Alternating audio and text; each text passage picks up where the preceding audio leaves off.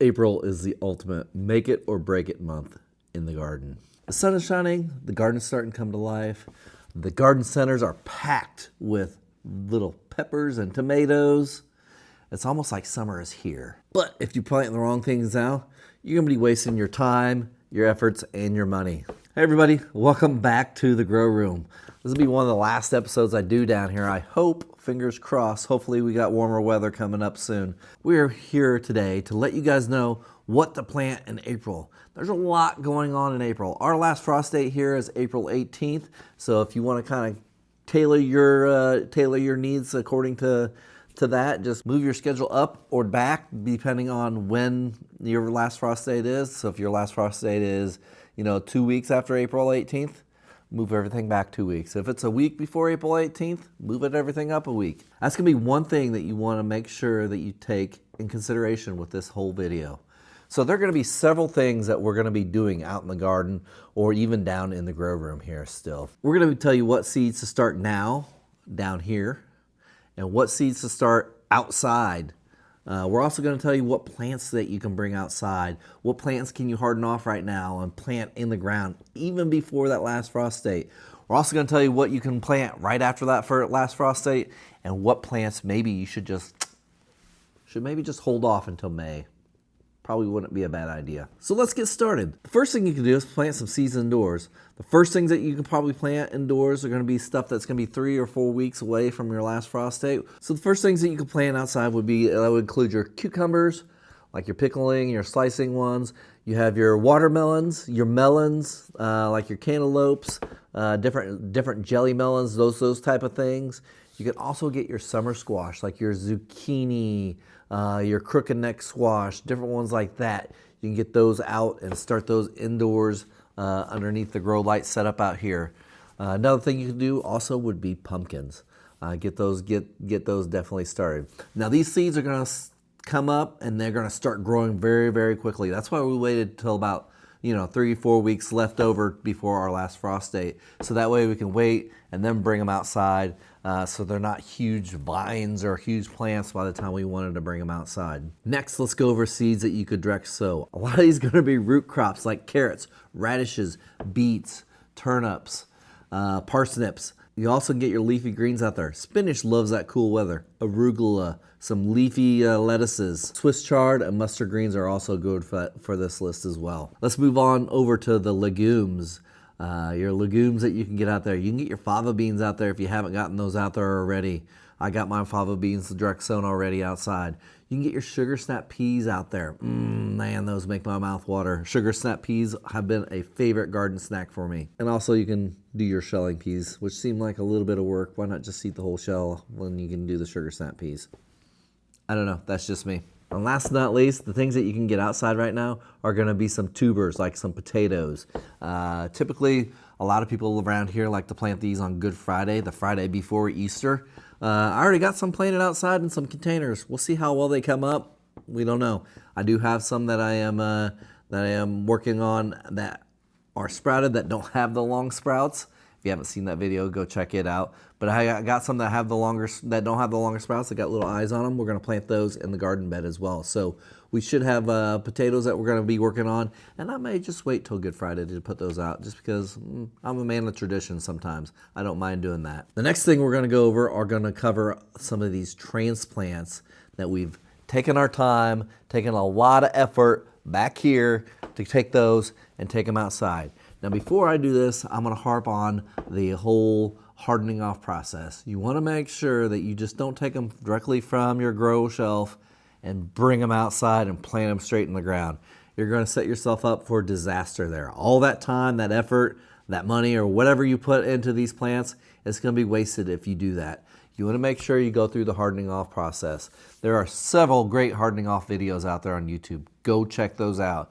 Go do a search for harden off plants to put in my garden, and you'll find several videos. Matter of fact, I have one out there. It may not be the greatest, but go check it out as well. So on this list are gonna be the first and foremost are gonna be those ones that you planted really early. It's gonna be those onions, those alliums. So you got your onions in there, you got your leeks and your shallots in there. Those are gonna be the first guys you probably wanna get outside, get them hardened off, get them into the ground. Matter of fact, you might be a little late if you haven't gotten them in the ground yet.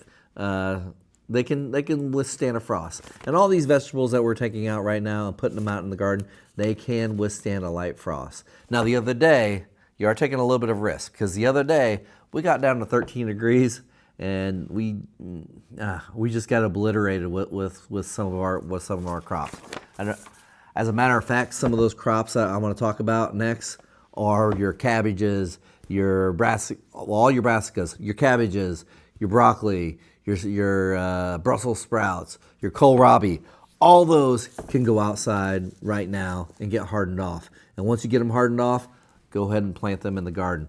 At that point in time, you should be okay. But be wary. If you're going to get down below 20 degrees, I'd be covering those up. But they can go from 20 to 32 without a problem if you have any type of little bit of frost coming. Keep that in mind. Another thing you want to get out there, if you have them planted from seeds or vice versa, are going to be your asparagus. I know a lot of people just plant the crowns they buy from the store. That's how I did it. That was easier to do it that way.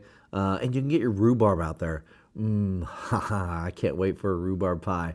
I'm drooling at the mouth just thinking about it. But yes, if you planted rhubarb from seed, I got several rhubarb plants that I planted from seed outside in the garden right now, and they're slowly coming up with these little warm spots of weather that we have out there. So you can get those out there as well.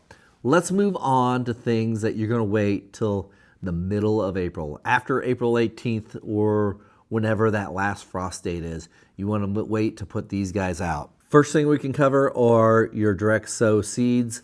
You're probably going to want to do these pretty close after the last frost date. There's still going to be a chance of frost, even though that last frost date has passed. There still could be a chance of frost out there. So some of these seeds that you can plant are going to be your beans, like your pole beans, your bush beans, your green beans.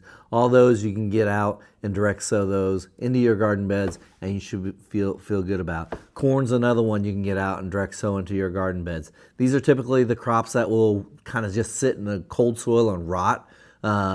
You want to make sure that the soil is warm enough. So that's why we're waiting until after that for last frost date. That's by that point in time, the sun should be beating down on that soil and warming that soil up, so we don't have to worry about that rot in that soil. The next thing you can take out are some things that you've actually have grown back here that you didn't take out prior. Again, hardening off. I know it's not going to be cold. It may not be cold out, but that wind and that sun is going to really kill those plants if you're not careful. So you want to make sure you want to harden those things off. Go check out the videos on YouTube. I can't warn you enough. So these are going to be like your semi-hardy plants. A couple of these are going to be like your cherry tomatoes. I find are pretty semi-hardy. Tomatillos and ground cherries are also ones like this that are pretty semi-hardy. They might be able to take the colder temperatures. They probably won't survive a hard frost, but they maybe survive a little bit of a frost. But you're taking a little bit of a chance there if you get those out. Now, things that we want to wait on. Probably wait, for me, if you wait a couple weeks after your last frost date, it's going to be usually about May. And typically what I do as a rule of thumb is I go out to the 10-day forecast after my last frost date has hit and look and see, all right, well, are there any any days where it's going to get below freezing, below that 32 or 0 degree mark if you're doing it in Celsius. And if there's not, then I'll go ahead and plant out. But if there is, I am going to wait, because I put a lot of hard work into some of these plants, and I am not going to let them go and be put out and just not survive the frost. So some of these plants you may wait till May or the very end of April. Like I said, go look at that 10-day forecast, and that'll give you a good gauge on when to do this. If you do that as well, the more days that go by, the less chance that percentage of frost just kind of shrinks down. So just kind of keep that in mind. So a couple of these things that I typically will wait on are going to be my peppers. My prize winning tomatoes. Yes, those beefsteak tomatoes, any of those paste tomatoes, different things like that, you're going to want to wait on. Eggplants, okra, both of those love heat. You're going to want to wait on those. My red roselle hibiscus, you're going to wait on those. Artichokes, going to be another one you're going to want to wait on. The loofah gourds that I got growing back here from Chad, that down home backyard gardening, you're also going to want to wait on those. So anything that's going to be very susceptible to the heat, you're going to want to wait on. Earlier I mentioned that you can start indoors. Your cucumbers, your watermelons, your cantaloupes, all those starts can go out as long as there is no chance of frost. You just want to make sure you're foolproofing yourself.